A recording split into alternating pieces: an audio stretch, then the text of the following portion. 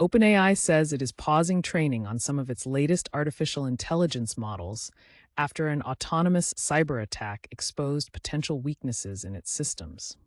The company said the incident occurred while it was testing advanced capabilities, prompting it to place safety and security ahead of continued development. The pause will allow researchers to investigate the breach, assess vulnerabilities in the AI architecture, and introduce additional safeguards before training resumes.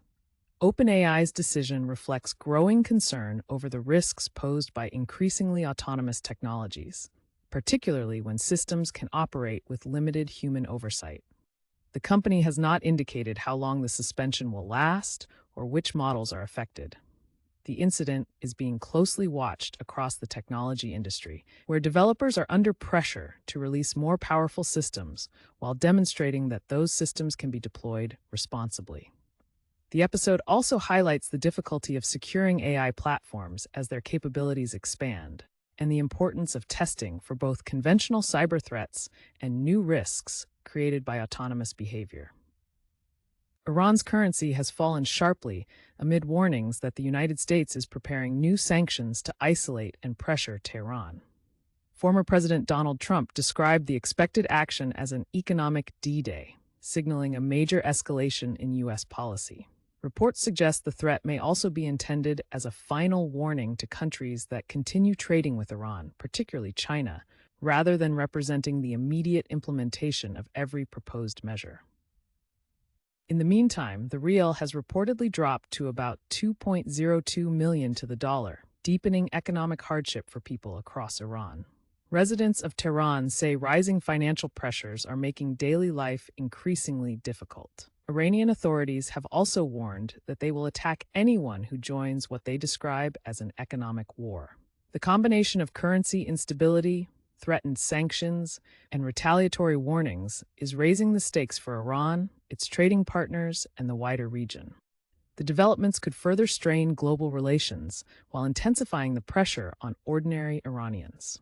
President Donald Trump has threatened military action against Oman if it interferes with the U.S. blockade of Iranian ships in the Strait of Hormuz. The reported warning adds a dangerous new dimension to a confrontation centered on one of the world's most important waterways. The strait is a vital route for Iranian oil and global energy shipments, and even limited disruption could affect markets and supply chains worldwide. The blockade is reportedly being used to pressure Iran over its actions, although the president has not offered a timetable for ending it or resolving the dispute. Oman, which lies beside the waterway, is a key regional actor and has traditionally played a role in diplomatic efforts.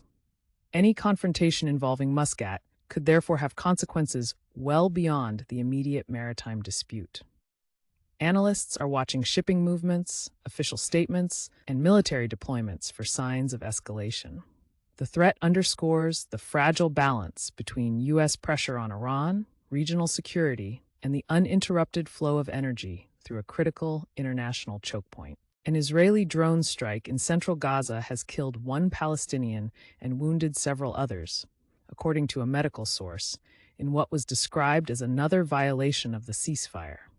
The strike reportedly hit the courtyard of a home in the Al-Bassa area of Deir al-Balah. The incident occurred despite continuing international calls for the truce to hold and for civilians to be protected. It adds to a broader pattern of violence reported since the ceasefire began on October 10, 2025. The attack comes amid a devastating conflict in which, according to the supplied report, the Israeli army has killed more than 73,000 Palestinians and injured many more. The latest casualties underscore the difficulty of maintaining a meaningful pause in fighting and preventing renewed escalation. Conditions in Gaza remain highly volatile, with civilians facing continued danger and uncertainty. International efforts to preserve the ceasefire are now being tested by incidents such as this, while questions remain over accountability, enforcement, and the prospects for a lasting halt to hostilities. The United States is warning allies that they must choose whether to support Washington's campaign of sanctions against Iran. Treasury Secretary Scott Bessent said partners now need to decide whether they are aligned with the U.S. position or opposed to it, underscoring the administration's demand for coordinated international action. The sanctions are intended to place severe pressure on Tehran's economy and, according to U.S. policy goals, weaken the current political structure. Washington is using financial restrictions as a central tool in its broader effort to reshape the regional balance of power. But the strategy presents major diplomatic challenges for countries that maintain commercial ties with Iran or oppose secondary sanctions.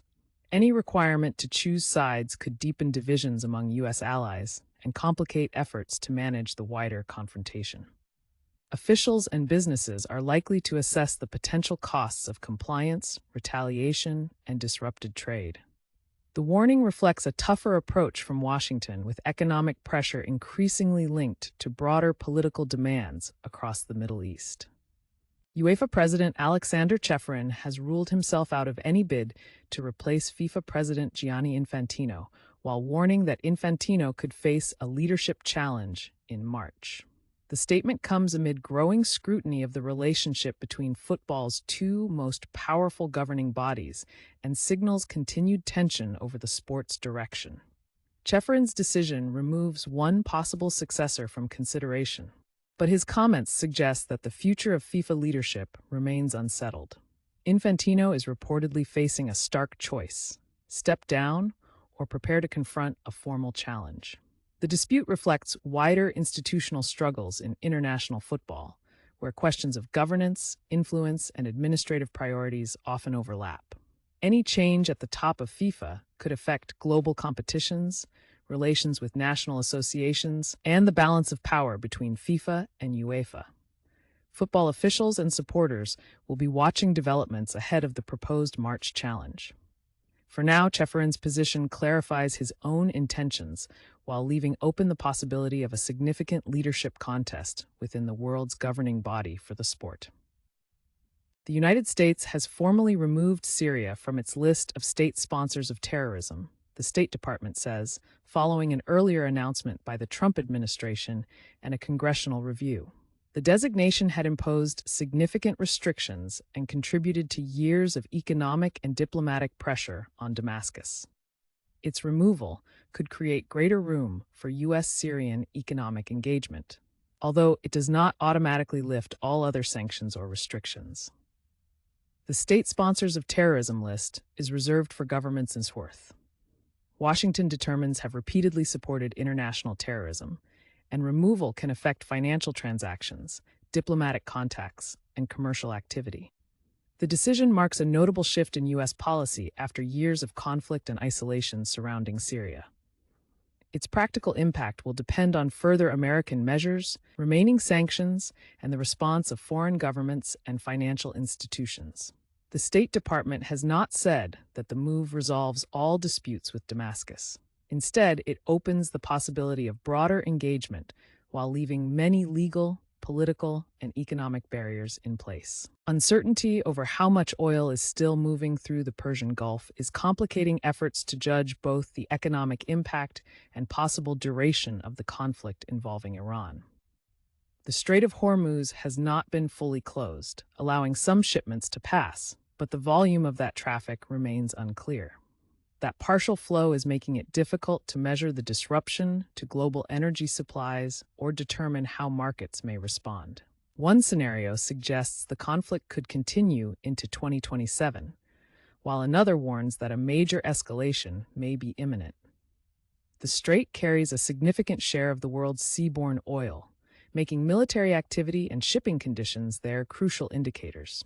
Energy analysts are monitoring tanker movements, official announcements, and developments involving Iran and other regional powers. A tighter blockade or broader confrontation could sharply reduce exports and drive prices higher. Continued passage, by contrast, could ease immediate supply concerns. For now, the conflict's trajectory remains closely tied to how much oil can leave the Gulf.